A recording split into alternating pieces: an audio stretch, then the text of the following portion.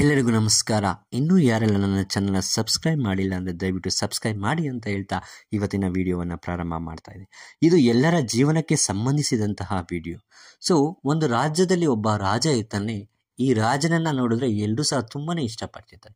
ಯಾಕಪ್ಪ ಅಂದರೆ ಈ ರಾಜ ತುಂಬ ದಯಾಳು ಮತ್ತು ಎಲ್ರಿಗೂ ಸಹ ಸಹಾಯವನ್ನು ಮಾಡ್ತಾ ಇರ್ತಾನೆ. ಹಾಗಾಗಿ ಆ ರಾಜ್ಯದಲ್ಲಿ ಎಲ್ಲರೂ ಸಹ ತುಂಬ ಸಂತೋಷವಾಗಿರ್ತಾರೆ. ರಾಜನು ಸಹ ತುಂಬ ಸಂತೋಷದಿಂದ ಪ್ರಜೆಗಳ ಜೊತೆ ಕಾಲವನ್ನು ಕಳೀತಾ ಇರ್ತಾನೆ. ಒಮ್ಮೆ ರಾಜನಿಗೆ ಒಂದು ಆಲೋಚನೆ ಬರುತ್ತೆ.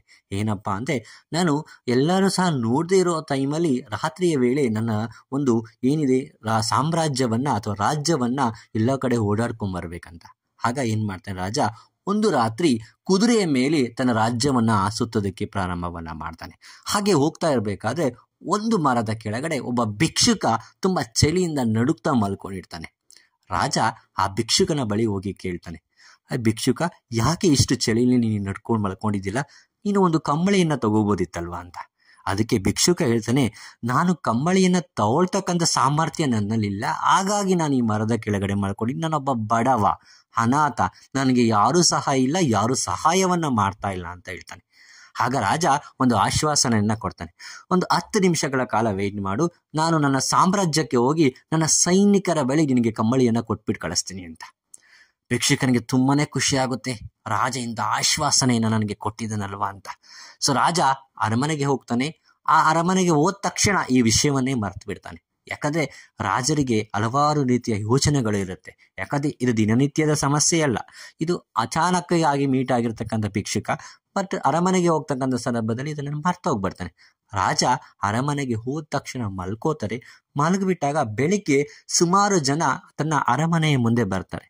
ಬಂದಾಗ ರಾಜನಿಗೆ ಗೊಂದಲ ಆಗುತ್ತೆ. ಯಾಕೆ ಇಷ್ಟೊಂದು ಜನ ನನ್ನ ಅರಮನೆ ಮುಂದೆ ಬಂದಿದ್ದಾರಲ್ವ ಅಂತ. ರಾಜ ಪ್ರಜೆಗಳನ್ನು ಕೇಳ್ತಾನೆ. ಆಗ ಒಬ್ಬ ಪ್ರಜೆ ಹೇಳ್ತಾನೆ, ದೊರೆ ಅಥವಾ ರಾಜ, ನಮ್ಮ ಒಂದು ಅರಮನೆಯಿಂದ ಸ್ವಲ್ಪ ದೂರದಲ್ಲೇ ಒಂದು ಮರದ ಕೆಳಗೆ ಒಬ್ಬ ಭಿಕ್ಷುಕ ಸಾವನ್ನಪ್ಪಿದ್ದಾನೆ ಅಂತ. ರಾಜನಿಗೆ ಸ್ವಲ್ಪ ಸಮಯ ಆಘಾತ ಆಗುತ್ತೆ. ರಾತ್ರಿ ನಡೆದ ಎಲ್ಲ ಘಟನೆಗಳು ನೆನಪಾಗುತ್ತೆ. ಸೊ ಏನು ಮಾಡ್ತಾನೆ, ತನ್ನ ಪ್ರಜೆಗಳ ಜೊತೆ ಮಾವಿನ ಮರದ ಕೆಳಗಡೆ ಅಥವಾ ಮರದ ಕೆಳಗಡೆ ಹೋಗ್ತಾನೆ. ಮರದ ಕೆಳಗಡೆ ಹೋದಾಗ ಆ ಒಬ್ಬ ಭಿಕ್ಷುಕ ಸಾವನ್ನಪ್ಪಿರ್ತಾನೆ. ಸೊ ಆ ಭಿಕ್ಷುಕ ಸಾವನ್ನಪ್ಪಿದಾಗ ರಾಜನಿಗೆ ಅನಿಸುತ್ತೆ, ನಾನು ನಿನ್ನೆ ನನ್ನ ಸೈನಿಕರ ಜೊತೆ ಕಂಬಳಿಯನ್ನು ಕೊಡ್ತೀನಿ ಅಂತ ಹೇಳಿದ್ದೆ, ಕೊಟ್ಟಿದ್ರೆ ಬಹುಶಃ ಭಿಕ್ಷುಕ ಉಳಿತಾ ಇದ್ದ ಅಂತ. ಕೆಲವು ನಿಮಿಷಗಳ ಕಾಲ ರಾಜ ಅಳ್ತಾ ಹೋಗ್ತಾನೆ. ಅಳದ ನಂತರ ಅಳ್ತಾ ಆ ಮರದ ಮೇಲೆ ಒಂದು ವಾಕ್ಯವನ್ನು ಭಿಕ್ಷುಕ ಬರೆದಿದ್ದಾನೆ. ಸೊ ರಾಜರೇ, ನಿನ್ನೆ ನೀವು ನಮಗೆ ಕಂಬಳಿಯನ್ನು ಕೊಡ್ತೀನಿ ಅಂದಾಗ ನನಗೆ ತುಂಬಾ ಸಂತೋಷ ಆಯಿತು, ತುಂಬಾ ಸಂತೋಷ ಆಯಿತು. ಯಾಕಂದರೆ ಇಷ್ಟು ದಿನಗಳ ಕಾಲ ಚಳಿಯಲ್ಲೇ ನಾನು ಮಲ್ಕೋತಾ ಇದ್ದೆ, ನನಗೆ ಯಾವ ರೀತಿಯ ತೊಂದರೆ ಆಗಿರಲಿಲ್ಲ. ಯಾವಾಗ ನೀನು ಕಂಬಳಿಯನ್ನು ಕೊಡ್ತೀಯಾ ಅಂತ ಹೇಳಿದೆ, ಆಗ ನನಗೆ ಮನಸ್ಸಿಗೆ ತುಂಬಾ ಸಂತೋಷವಾಯಿತು. ಸೊ ಆ ಸಂತೋಷವನ್ನು ತಡ್ಕೊಳ್ಳಿಕ್ಕೆ ಆಗಲಿಲ್ಲ ನನಗೆ. ನೀವು ಯಾವ ಆಶ್ವಾಸನೆ ಕೊಟ್ಟರೆ ಆ ಆಶ್ವಾಸನೆ, ಆ ಸಂತೋಷದಿಂದ ನಾನು ಇವತ್ತು ಸಾವನ್ನಪ್ತಾ ಇದ್ದೀನಿ ಅಂದರೆ ಇದರ ನೀತಿ ಏನಪ್ಪ ಅರ್ಥ ಆಗುತ್ತೆ. ರಾಜ ತುಂಬಾ ದುಃಖ ಪಡ್ತಾರೆ. ಯಾಕಂದರೆ ರಾಜನಿಗೆ ಅರ್ಥ ಆಗುತ್ತೆ. ಏನು ಅರ್ಥ ಅಂತಕ್ಕಂಥ ನಾನೀಗ ಹೇಳ್ತಾ ಹೋಗ್ತೀನಿ. ನೋಡಿ, ನಾವು ನಮ್ಮ ಜೀವನದಲ್ಲಿ ಹೇಗೆ ಬದುಕ್ತಾ ಇದ್ದೀವೋ ಹಾಗೆ ಬದುಕಬೇಕು. ಇನ್ನೊಬ್ಬರ ಮೇಲೆ ಯಾವತ್ತೂ ನಾವು ಡಿಪೆಂಡ್ ಆಗಬಾರ್ದು.